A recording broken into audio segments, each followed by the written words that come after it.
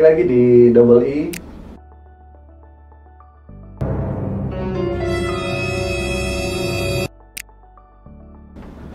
Kali ini bareng gua si Awam dan ditemani oleh si paham kita, Om Ahmad. Apa kabar, Om? Baik, baik. Karena edisi ini spesial ya, kita membahas isu yang lagi hangat, juga cukup serius, maka kita mendatangkan salah satu si paham kita, yaitu Om Faras, sarjana hukum. Halo. Oke. Mungkin teman-teman bertanya-tanya ya, apa sih gitu loh yang akan dibahas oleh Double E kali ini.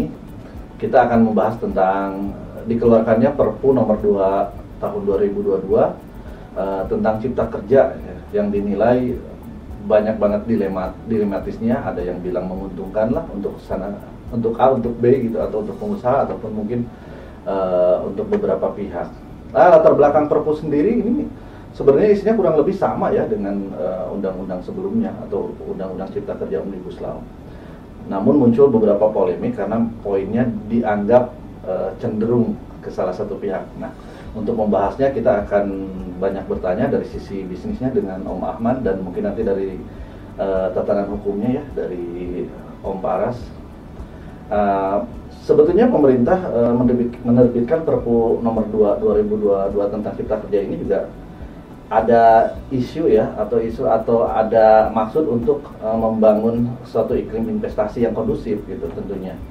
Nah, maka penerbitan ini banyak pihak mengatakan bahwa untuk menanggulangi atau untuk menjadi problem solving dari banyak isu ya, apalagi terkait dengan adanya inflasi, terus ancaman terhadap stagflasi atau krisis juga multisektor, suku bunga, dan kondisi geopolitik serta krisis pangan tentunya.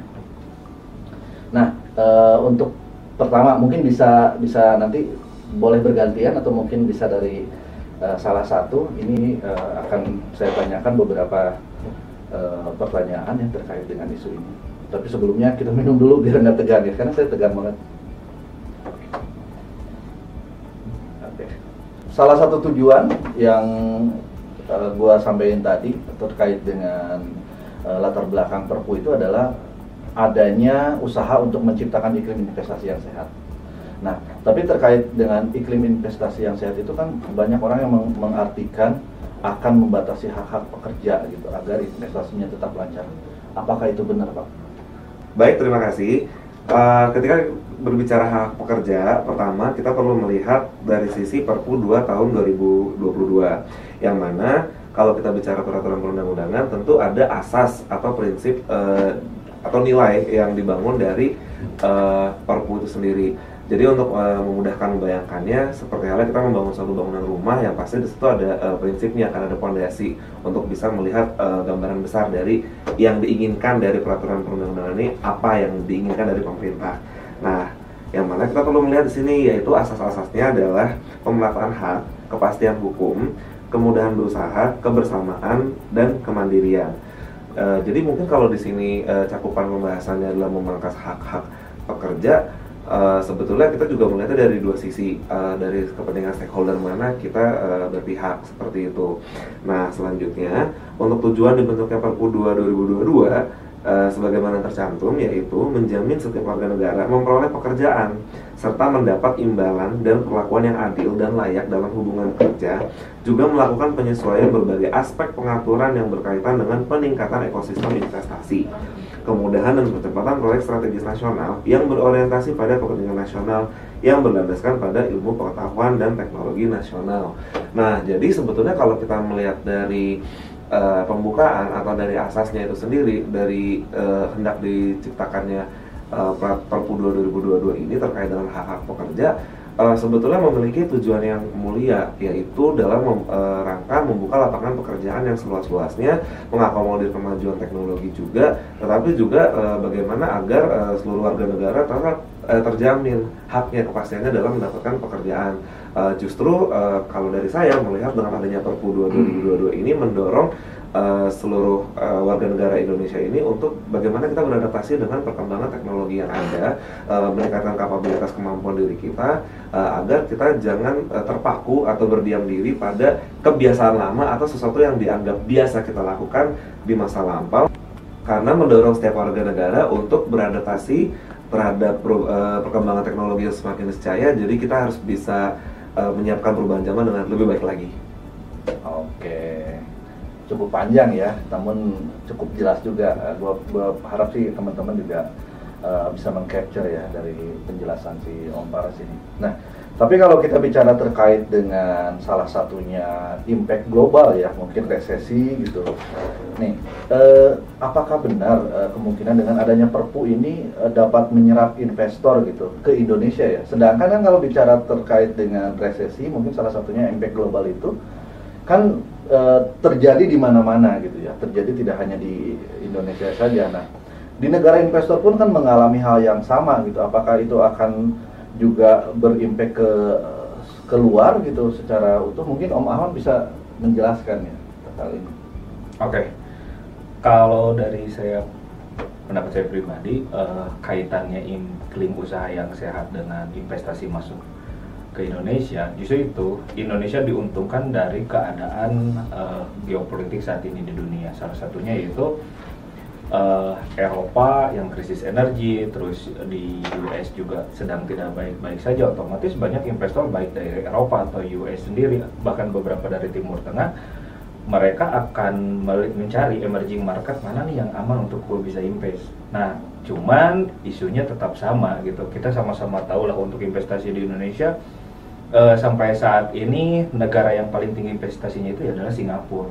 Padahal sebenarnya di belakang Singapura sendiri kan banyak negara-negara besar. Pertanyaannya kok mereka nggak shortcut langsung aja ke Indonesia? Kenapa harus lewat Singapura? Nah, salah satu yang menjadi isu 20 tahun ini setelah reformasi adalah itu iklim investasi yang dianggap belum aman. Ya, kita sama-sama tahu lah untuk di ekonomi bahwa kepastian hukum itu menjadi syarat utama untuk sebuah negara atau seorang investor mau berinvestasi di negara tersebut. Itu kalau dari pandangan ekonominya. Mungkin dari pandangan hukumnya, Om Paras? Menyambung dari kepastian hukum tadi, saya sependapat dari sisi perspektif hukumnya. Karena kalau kita mencermati dari struktur peraturan perundang-undangannya, mungkin akan lebih tepat jika sebaiknya diterbitkannya dalam bentuk undang-undang. Karena kalau bentuknya Perpu, artinya kan di bawah kekuasaan presiden. Di bawah kekuasaan presiden ini kan kita sama-sama tahu bahwa kita ada pemilu setiap 5 tahun sekali, ada pergantian rezim. Ini tentu malah menjadi semakin pertanyaan, apakah dengan kemudian akan adanya pemilu, kemudian ada pergantiannya pemimpin, penguasa, kemudian Perpunya bisa dicabut atau tidak, seperti itu. Oke, jadi kalau misalkan kita melihatnya dari aspek ekonomi ini, hierarki Perpu itu di bawah undang-undang ya. Jadi artinya dia lebih rentan ketika misalkan kemungkinan di kemudian hari pergantian rezim, terus adanya mau ada pergantian tentang Perpu tersebut lebih bisa dilakukan daripada harus rubah undang-undang, begitu ya? Sebetulnya kalau kita mencermati struktur secara ya mungkin di atas kertas ya teori, Perpu itu kan sebetulnya dari istilahnya aja peraturan pengganti undang-undang. Berarti secara struktur seperti hierarki itu kan harusnya memang selevel dengan undang-undang itu sendiri. Tetapi proses lahirnya Perpu itu sendiri harus ada urgensi, kepentingan darurat seperti itu. Apakah dengan UU Cipta Kerja yang kemarin itu digantikan dengan Perpu yang sekarang memenuhi kegentingan darurat yang dimaksud? Apakah parameter tolak ukur apa yang membuat ini sampai harus diterbitkan Perpu? Kalau memang penggantian regulasi ini punya jangka waktu yang cukup dalam proses pembuatan dan mengulang kembali UU Cipta Kerja yang kemarin dinilai bermasalah, semestinya dengan cara-cara konstitusional pun semestinya dimungkinkan, seperti misalnya mengajukan gugatan ke MK atau kemudian dilakukan pembahasan bersama antara Presiden dengan DPR. Kalau misalkan diterbitkan dengan Perpu, seolah-olah memiliki penyampaian kepada masyarakat seolah-olah saya tidak percaya kepada para menterinya, sehingga saya mengambil alih kerja bawahan-bawahan saya, sehingga saya mengambil alih kekuasaan sepenuhnya. ini justru malah menjadi semakin presiden komunikasi yang kurang baik kepada investor, malah justru semakin menciptakan paradoks seperti itu. Di satu sisi berkeinginan untuk menciptakan kepastian, tapi justru menciptakan kepastian dengan ketidakpastian seperti itu. Oh, menarik ya, dan cukup jelimet juga kalau saya menilai ya sebagai awam, pusing juga ya ternyata. Tapi ini aku mau lanjutin ya terkait dengan investasi itu sendiri, Om Farah. Sebenarnya investasi ini di Perpunya ya dapat mencegah atau mengurangi nggak sih ancaman resesi global ini gitu, secara mungkin sudut pandang dari si Perpunya itu gitu. Menurut saya seperti ini, kalau Perpu itu sendiri sebetulnya kalau kita bicara mata rantai ekosistem dalam dunia usaha, peraturan perundang-undangan ini kan hanya satu dari sekian faktor dalam sistem perekonomian. Jadi sebaik apapun peraturan perundang-undangan dibuat, tetapi kan juga kita harus melihat faktor perekonomian yang dilakukan oleh negara lain, kemudian di bangsa lain seperti apa, benua lain seperti apa, kemudian ada peran BI, OJK, dan stakeholder lainnya yang berkaitan dengan fungsi makro perekonomian, dan juga ada fungsi Kementerian Keuangan dalam hal ini. Tetapi saya tidak akan membahas ke arah sana.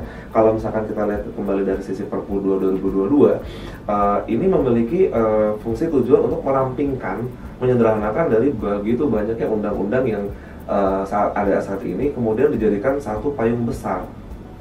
Jadi sebetulnya dibilang lebih pendek atau lebih ringkas dari segi birokrasi, enggak juga, tetapi ini hanya sebagai penyederhanaan pintu saja.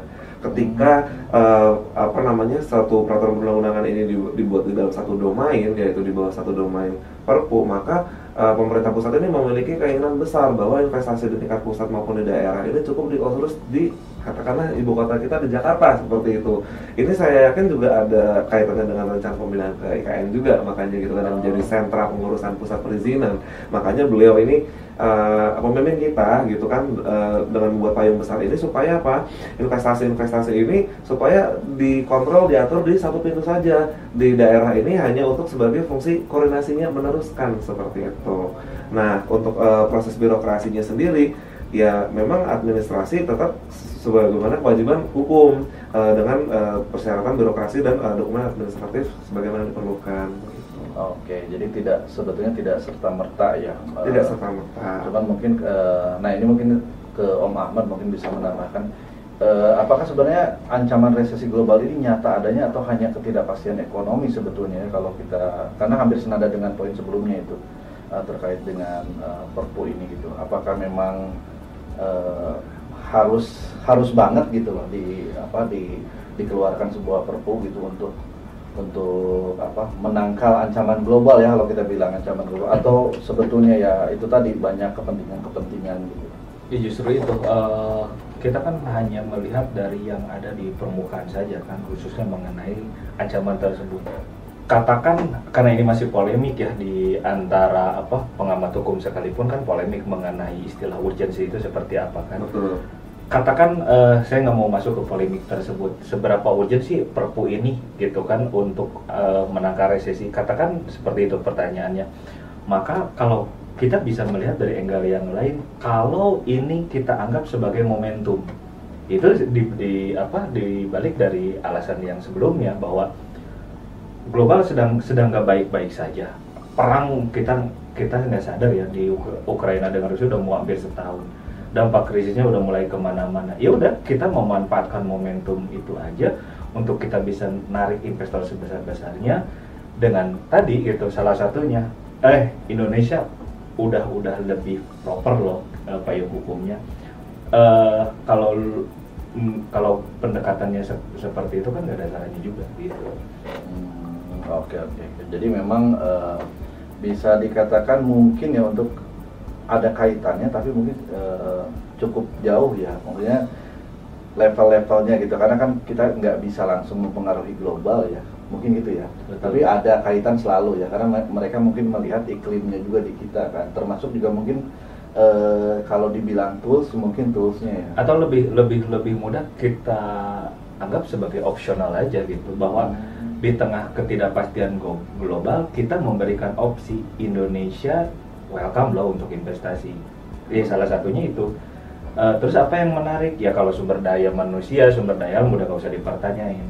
Tapi yang selalu jadi isu 20 tahun ini mengenai kepatuhan hukum, nah itu bisa dipakai pemerintah untuk melakukan branding baru bahwa kepastian hukum untuk terhadap investasi bisa menarik investasi dari luar gitu. Oh, oke.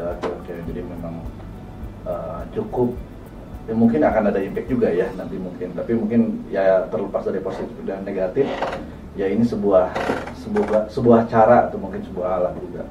Nah,